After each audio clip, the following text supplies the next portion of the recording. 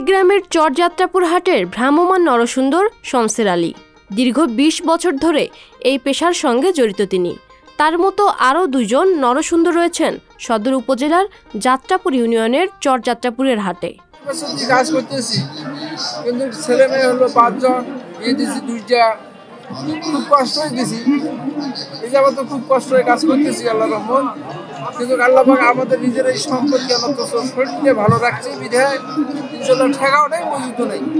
সুবিধাটা একটু হলো রেট বেশি না, আমার এরিয়া একটু হলো রেট কম। এই হিসেবে মানে যে আমার যে গরিব অঞ্চলের লোকগুলো আমার এখানেই কাজ করে, আমার একটু হলো সস্তা পায়।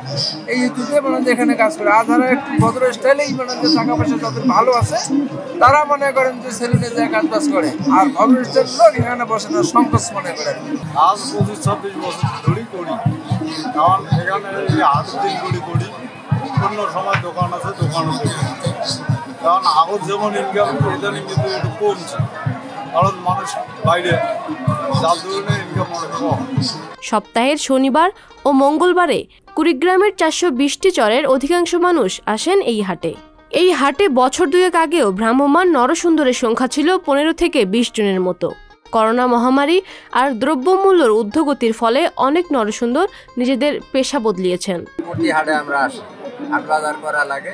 মনে করেন সেলুনে গেলে সাধারণ দাড়ি সেভ করতে মনে করেন ৪০-৫০ টাকা যায়, বাইরে কাটলে মনে করেন ১৫-২০ টাকা কাটা যায়।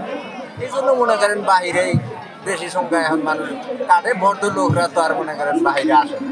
বর্তমান সময়ে শহরের মতো গ্রামের হাট বাজারগুলোতেও রয়েছে আধুনিক সেলুন। সেসব সেলুনে ১০০ টাকার নিচে চুল দাড়ি কাটানো কল্পনাই করা যায় না।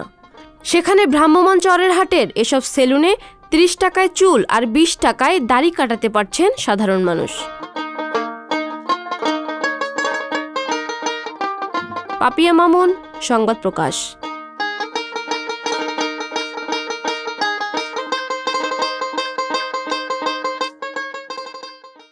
সংবাদ, ফিচার ও অনুষ্ঠানের জন্য ভিজিট করুন সংবাদ প্রকাশের ওয়েবসাইট এবং যুক্ত থাকুন ফেসবুক পেজ ও ইউটিউব চ্যানেলের সঙ্গে।